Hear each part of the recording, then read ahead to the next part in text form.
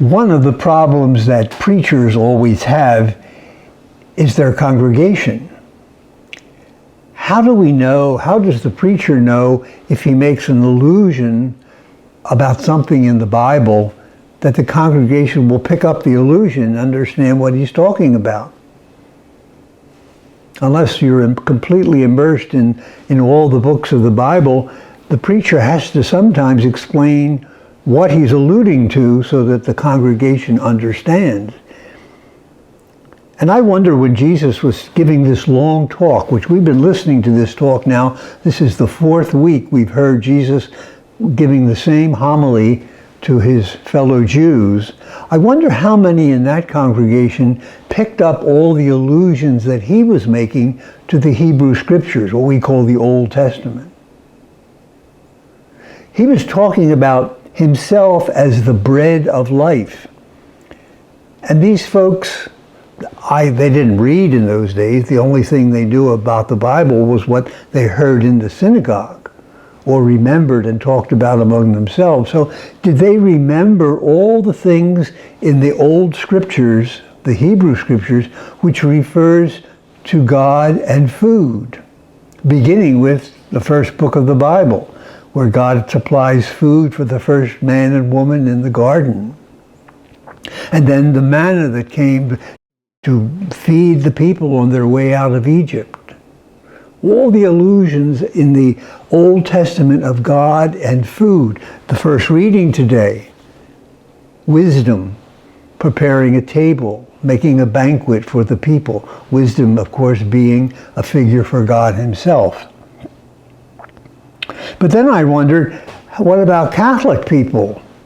How many times do they pick up the allusions in the Bible unless they're completely explained to them? That's why it's so important for people to read the scriptures and pray the scriptures so that they become part of our mental framework and so that we can understand the message of God, to say nothing of the message of the preacher. What do Catholics hear when Jesus says, "I am the bread of life"? We immediately think of Holy Communion and the Eucharist, right? But that's not the first meaning of bread in the Bible.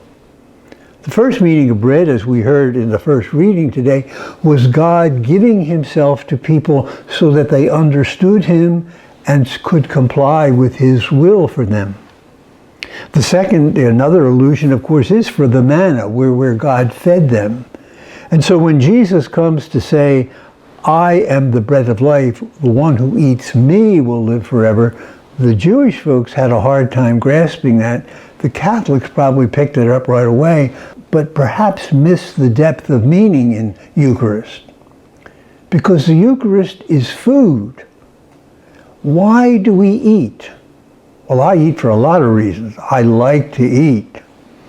I enjoy the company of people when I have a meal. But the purpose of eating is to stay alive. The only reason we eat is to stay alive. If we don't eat, we die. When Jesus says, "I am the bread of life, eat of me and you will live," He's plugging right in to the purpose of food, which is nourishment.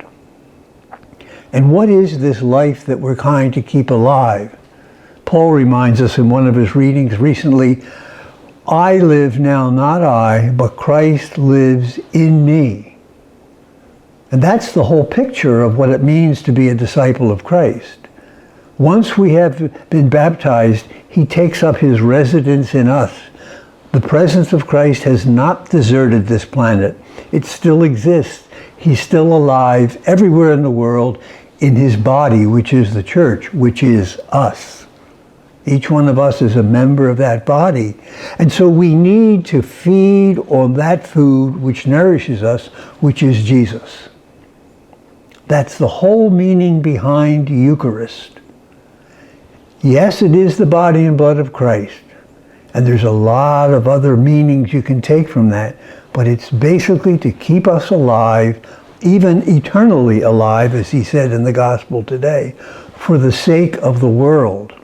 because we stay alive as Christians for the sake of others, the same way that Jesus stayed alive and became alive among us for our sake.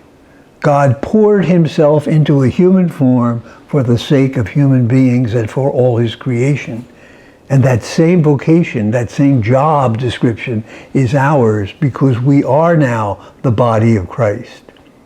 St. Augustine says in one of his sermons, and this is way back in the 4th century, when you come to Holy Communion, the body of Christ is receiving the body of Christ for the sake of the world.